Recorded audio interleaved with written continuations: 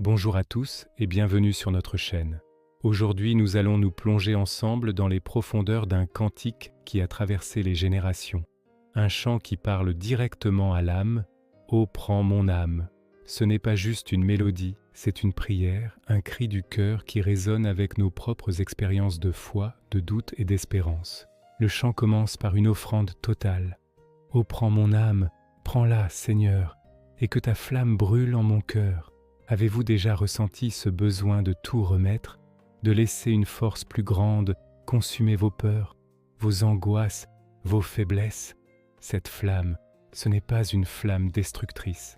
C'est le feu de l'amour divin, un feu qui purifie, qui réchauffe, qui illumine. C'est l'aspiration à être entièrement consumée par la présence de Dieu, pour que notre vie devienne un témoignage vivant de son amour.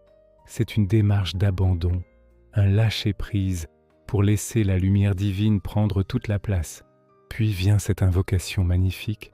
Que tout mon être vibre pour toi, sois seul mon maître, ô divin roi. C'est un désir d'alignement complet. On ne demande pas seulement un peu d'aide ou un petit coup de pouce. Non, on demande que chaque fibre de notre être, chaque pensée, chaque action soit orientée vers Dieu. C'est reconnaître sa souveraineté, non pas comme une domination écrasante, mais comme la guidance bienveillante d'un roi juste et aimant. C'est choisir son camp, décider de servir une seule cause, celle de l'amour et de la vérité. Le cantique nous emmène ensuite vers une image puissante, source de vie, de paix, d'amour. Vers toi je crie, la nuit, le jour. Cette ligne est tellement humaine. Qui n'a jamais crié dans le silence de la nuit ou au milieu de l'agitation du jour? Ce cri n'est pas un signe de faiblesse, mais un acte de foi profond. C'est reconnaître que nous ne sommes pas autosuffisants. Nous avons besoin de puiser à une source qui ne tarit jamais. Dieu est présenté ici comme cette source intarissable, celle qui étanche notre soif de paix, notre besoin d'amour, notre quête de sens. Crier vers lui, c'est savoir où se tourner quand tout semble sec et aride autour de nous. Et c'est dans ce cri que réside l'espoir. Entends ma plainte, sois mon soutien, calme ma crainte, toi, mon seul bien. Cette partie du chant est un véritable baume pour l'âme. Elle reconnaît nos peurs, nos angoisses, nos plaintes. Elle ne les nie pas, mais elle nous rappelle que nous ne sommes pas seuls face à elle.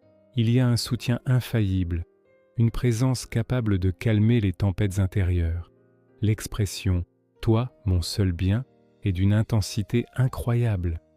Elle signifie que face à toutes les richesses, tous les succès, toutes les possessions de ce monde, la seule chose qui compte vraiment, le seul trésor véritable, c'est cette relation avec Dieu. C'est un recentrage radical sur l'essentiel. Le chant pose ensuite une question que nous nous sommes tous posée un jour, du mal perfide.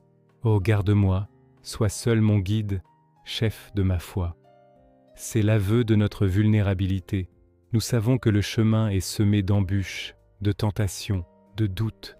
Demander à être gardé du mal, ce n'est pas demander une vie sans épreuve, mais la force de ne pas y succomber. C'est demander un guide sûr, un compas fiable dans le brouillard de l'existence.